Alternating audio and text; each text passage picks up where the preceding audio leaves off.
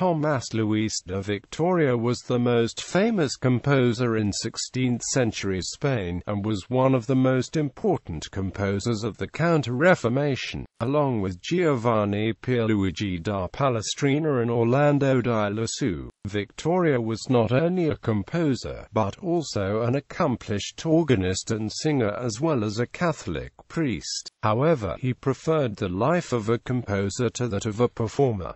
Life and career. Victoria was born in San Ciprián in the province of Ávila, Castile around 1548 and died in 1611. Victoria's family can be traced back for generations, not only of the names of the members in his immediate family known, but even the occupation of his grandfather. Victoria was the seventh of 9 children born to Francisco Luis de Victoria and Francisca Suárez de la Conca. His mother was of Converso descent. After his father's death in 1557, his uncle, Juan Luis, became his guardian. He was a choir boy in Ávila Cathedral. Cathedral records state that his uncle, Juan Luis, presented Victoria's Liber Primus to the church while reminding them that Victoria had been brought up in the Ávila Cathedral. Because he was such an accomplished organist, many believe that he began studying the keyboard at an early age from a teacher in Ávila. Victoria most likely began studying the classics at St. Giles's, a boys' school in Ávila.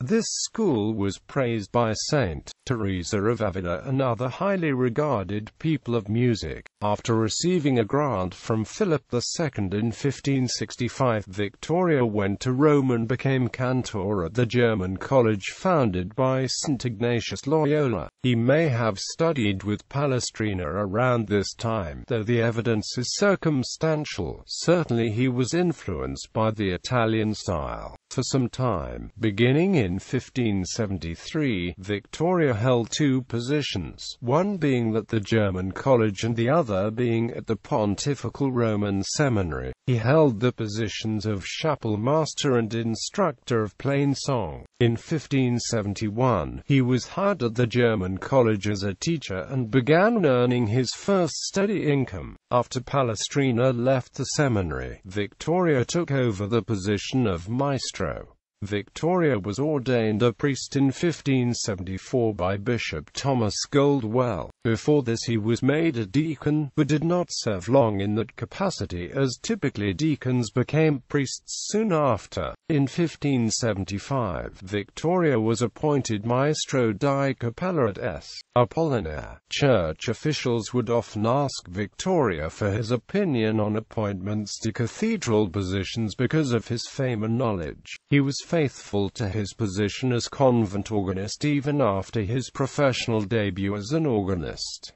He did not stay in Italy, however. In 1587, Philip II honored his desire to return to his native Spain, naming him chaplain to his sister, the Dowager Empress Maria, daughter of Charles V, who had been living in retirement with her daughter Princess Margarita at the Monasterio de las Descalzas de Esclara at Madrid from 1581. In 1591, Victoria became a godfather to his brother Juan Luis's daughter, Isabel de Victoria. Victoria worked for 24 years at Descalzas Reals, serving for 17 years as chaplain to the Empress until her death, and then as convent organist. Victoria was also being paid much more at the Descalzas Reals than he would have earned as a cathedral chapelmaster, receiving an annual income from absentee benefices from 1587 to 1611.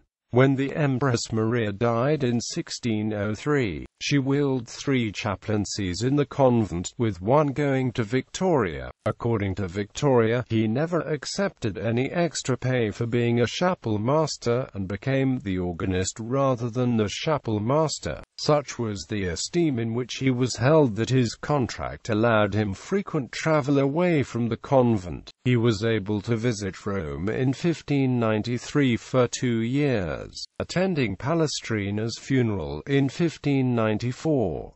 He died in 1611 in the chaplain's residence and was buried at the convent, although his tomb has yet to be identified. Music. Victoria is the most significant composer of the Counter-Reformation in Spain, and one of the best-regarded composers of sacred music in the late Renaissance, a genre to which he devoted himself exclusively. Victoria's music reflected his intricate personality, and expressed the passion of Spanish mysticism and religion. Victoria was praised by Padre Martini for his melodic phrases and his joyful inventions. His works have undergone a revival in the 20th century, with numerous recent recordings. Many commentators hear in his music a mystical intensity and direct emotional appeal, qualities considered by some to be lacking in the arguably more rhythmically and harmonically placid music of Palestrina. There are quite a few differences in their compositional styles, such as treatment of melody and quarter note dissonances. Victoria was a master at overlapping and dividing choirs with multiple parts with a gradual decreasing of rhythmic distance throughout. Not only does Victoria incorporate intricate parts for the voices, but the organ is almost treated like a soloist in many of his choral pieces. Victoria did not begin the development of psalm settings or antiphons for two choirs, but he continued and increased the popularity of such repertoire. Victoria reissued works that had been published previously, and included new revisions in each new issue. Victoria published his first book of motets in 1572.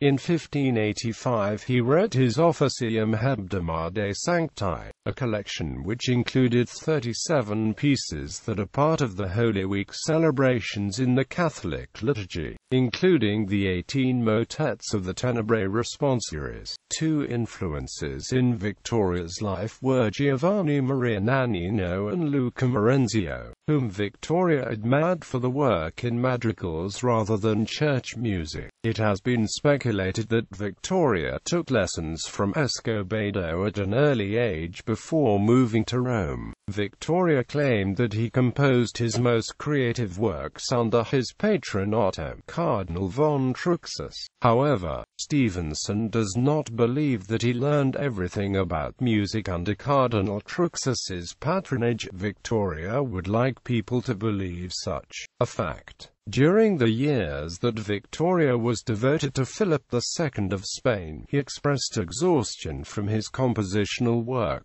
Most of the compositions that Victoria read that were dedicated to Cardinal Michel Bonelli, Philip II of Spain, or Pope Gregory XIII were not compensated properly.